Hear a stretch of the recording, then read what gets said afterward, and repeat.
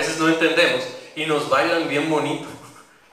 Es como los vendedores, ¿verdad? ¿Has visto los vendedores? No, que mira, que tú le haces aquí, y mira el agua, tómate esta agua, y mira, te la tomas, te la llave, sí, me la tomo, y luego le ponen un químico, ahora tómatela otra vez, y se pone toda negra el agua, por eso cómprame el filtro de agua.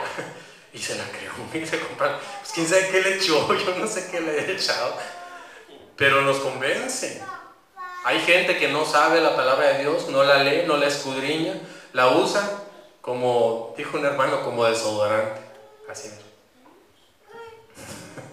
Y la trae a la iglesia, la pone ahí en la banca y luego se va para la casa como desodorante, porque nunca la lee, nomás se la pone aquí abajo del brazo. Eso no es traer la palabra de Dios con uno, ¿verdad que no? La palabra de Dios se lee. Fíjese cómo dice más adelante ahí. La palabra de Dios nos ¿qué? Renueva. Nos renueva. Por eso usted se ve joven, hermano. Amén, aleluya. ¿De veras? La palabra de Dios nos rejuvenece. No estoy hablando solamente de lo físico, sino nos hace nuevas criaturas. Amén. Dice ahí, la palabra de Dios nos acerca más a Dios. ¿Cuántos lo creen? Amén. Si leemos la Biblia vamos a estar más cerca de Dios. Amén. El desánimo no va a venir a nuestra vida si leemos la palabra de Dios. Porque la palabra de Dios nos trae gozo, nos hace nuevas criaturas. La palabra de Dios hay que leerla. ¿Qué dice ahí? Creerla y aplicarla. Porque había una señora que me decía, yo ya leí toda la Biblia y no siento nada. Órale, toda la Biblia la leí, sí, pero no siento nada. Porque la palabra de Dios no es un periódico, no es una revista. ¿Sí sabía usted eso, hermano? La palabra de Dios se lee con reverencia, con respeto. ¿Sabe que yo conocí a un muchacho, un salvadoreño, y él vivíamos juntos? Y yo me acuerdo que cuando él se iba a leer la Biblia, se iba a su cuarto, se vestía bien.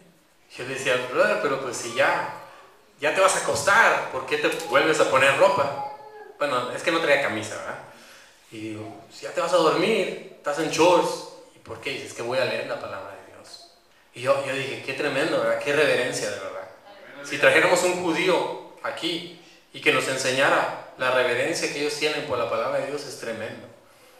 Muchas cosas hay veces tenemos que aprender acerca de esta misma palabra, que es la palabra de Dios, es bendita.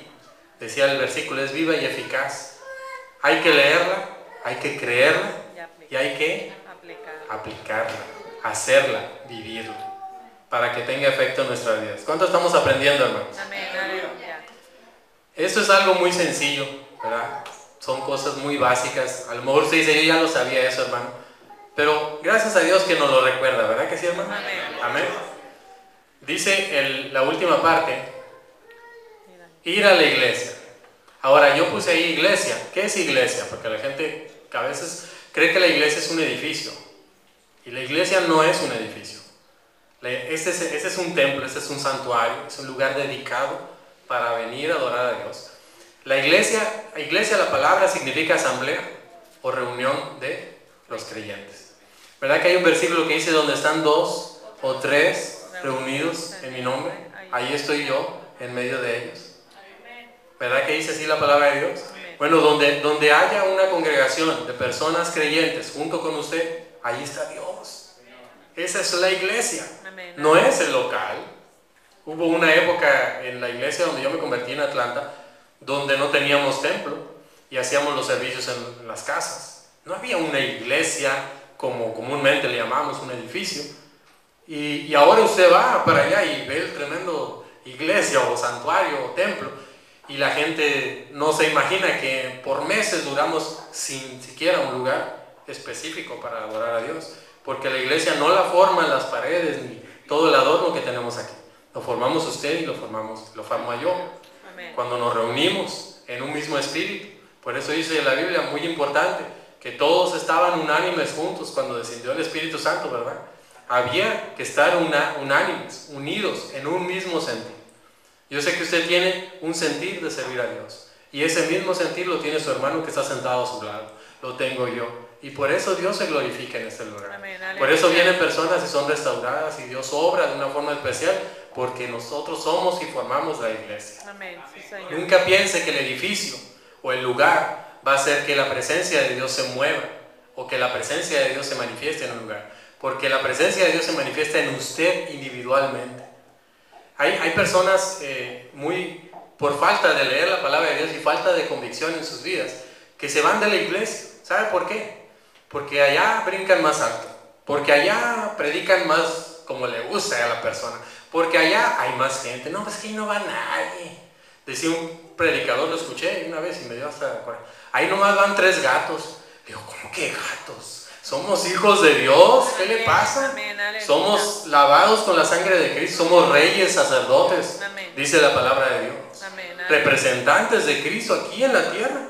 Nada que ya el curita del pueblo, ese no es ningún representante. Nosotros, dice la Biblia, representamos a Dios aquí. ¿Sabía usted eso? Somos personas importantes, 2 o 3, ahí está Dios. Si no ve usted mucha gente, ahí está Dios. ¿A quién estamos honrando? ¿A la multitud de gentes o a Dios? Había un cantante, él nos testificó eso una vez. Él había cantado hace años para el presidente Reagan, Ronald Reagan, y él era un cantante. Y dice que Dios le dio el privilegio de ir a lugares importantes a cantar. Y un día él le dijo, estaba así meditando, ay, ¿cuál canto cantaré? Bueno, es martes, allá la oración del martes, es martes de oración. Pues el cantito ahí que más o menos me salga. Ah, no, el del domingo es el mero, el bueno. El bueno lo saco para el domingo. El de martes ahí 2, 3. Acabo que no va nadie. Y dice el hermano, y Dios me habló, hermano, y me dijo, ¿qué te pasa? ¿Quién es el Dios del lunes? ¿Quién es el Dios del martes? ¿Quién es el Dios del jueves, del viernes, del sábado, del mismo domingo? No soy yo. ¿A quién vienes a honrar? ¿A quién vienes a adorar?